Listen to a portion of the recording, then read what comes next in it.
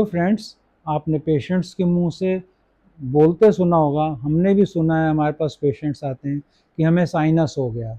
हमने समाज में भी सुना है कि हमें साइनस हो गया। ये साइनस क्या होता है, कहाँ होता है, कैसे फंक्शन करता है, क्या बीमारी होती है, इस सब के बारे में आज हम लोग बताएंगे। दोस्तों, साइनस एक बीमारी नहीं होती है। साइनस एक अंग होता है जो चेहरे पे होता है और नाक के दोनों तरफ होते हैं। ये साइनस साइनस क्या होते हैं? साइनस चेहरे की हड्डियों में खोखली जगहें होती हैं। ये नाक के दोनों तरफ होती हैं। क्योंकि ये नाक के दोनों तरफ होती हैं, इसलिए इनको पैरानेजल साइनसेस कहते हैं। इनका पूरा नाम है। तो साइनस कोई बीमारी नहीं है, साइनस एक अंग है जो चेहरे की हड्डियों में खोखले स्पेसेस को कहते हैं, जो नाक के दोनों तरफ रहते हैं, इसलिए इनको पैरानेजल साइनसेस कहते हैं। ये 4 पेयर होते हैं, 4 नाक के राइट साइड में, 4 नाक के लेफ्ट साइड में। तो ये 4 पेयर नेजल साइनसेस होते हैं। इनका नामकरण कैसे किया गया है? इनका नामकरण चेहरे की जिस हड्डी में होते हैं उसी के नाम पे इनका नाम रख दिया गया। जैसे चेहरे की मैक्सिलरी बोन में जो खोखली स्पेस होता है उसको मैक्सिलरी साइनस, जैसे एथमॉइड बोन जो दो आंख के बीच में स्पेस एथमॉइड बोन होती है, उसमें छोटे छोटे स्पेस होते हैं, उनको एथमॉइडल साइनस। जैसे फ्रंटल बोन जो मत्थे की बोन होती है, ये अंदर से खोखली हो गई, स्पेस बन गया, तो इनको फ्रंटल साइनस। एक दो आंखों के बीच में ब्रेन के सेंटर से स्फेनाइड बोन के अंदर जो खोखली स्पेस होती है उनको स्फेनाइडल साइनस। ये आंख की गहराई में रहते हैं। इस तरह 4 पेयर साइनस के होते हैं। ये चारों पेयर साइनस जो होते हैं, ये सब जो है एक कलेक्टिव फंक्शन करते हैं। अब इनके काम क्या होते हैं? इनके काम होते हैं कि जब भी हम लोग नाक से सांस लेते हैं तो वो इन साइनसेस में घुस जाती है। ये 8 साइनस नाक के अंदर छोटे छोटे छेद से खुलते हैं, इसको ऑस्टिया कहते हैं। तो जब भी हम लोग सांस लेते हैं तो ये हवा इन छेदों से मैक्सिलरी में, फ्रंटल में, एथमॉइडल में और स्फेनाइडल साइनस में घुस जाती है। क्यों घुसती है? क्योंकि इसके कई काम हैं। काम क्या है कि साइनस के अंदर की जो लाइनिंग होती है उसको म्यूकस मेम्ब्रेन कहते हैं। ये म्यूकस मेम्ब्रेन म्यूकस बनाती है। अब म्यूकस कहाँ से बनाती है?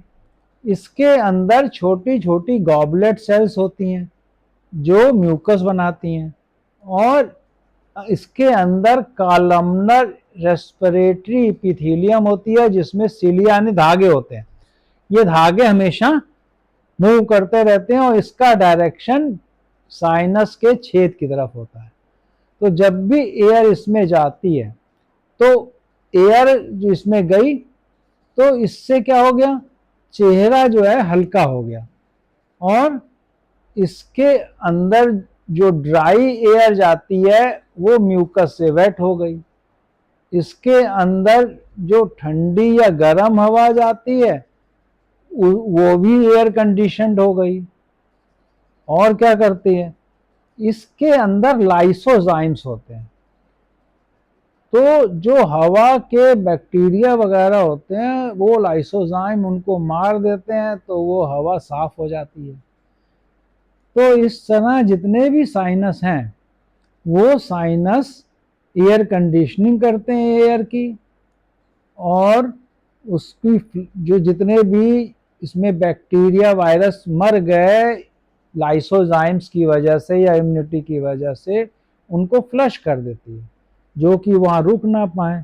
और क्या करती है, इसके अलावा ये चेहरे को हल्का बना देती है, जिससे अगर सॉलिड चेहरा रहे तो हम लोगों को गर्दन घुमाने में, हेड घुमाने में बड़ी तकलीफ होगी। तो ऊपर वाले ने ये खोखली कर दी हड्डियां, उसमें हवा भर दी, जिससे कि हेड मूवमेंट आसानी से हो सके। और क्या, जब आवाज गले से या लैरिंग से निकलती है तो ये साइनसेस जो खोखले होते हैं, एयर फील्ड, ये उसकी आवाज को रेजोनेंस देते हैं, माने उसमें रेजोनेंस पैदा करते हैं, जिससे कि आवाज जो है उसमें स्मूथनेस आ जाती है।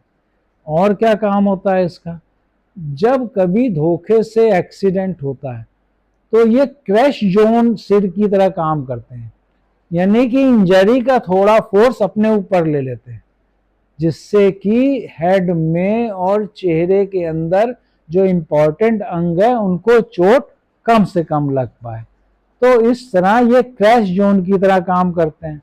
तो ये सब काम है इनके। इन सब में हवा जाती कहाँ से है, इन सब में हवा नाक के अंदर जो छोटे छोटे छेदों से ही साइनस खुलते हैं उसके थ्रू जाती है। अब ये नाक के छेद के तीनों तरफ, दोनों तरफ, ऊपर सुपीरियर टर्मिनेट हड्डी बड़ी होती है, बीच में मिडिल टर्मिनेट बड़ी होती है, नीचे इंफीरियर टर्मिनेट बड़ी होती है।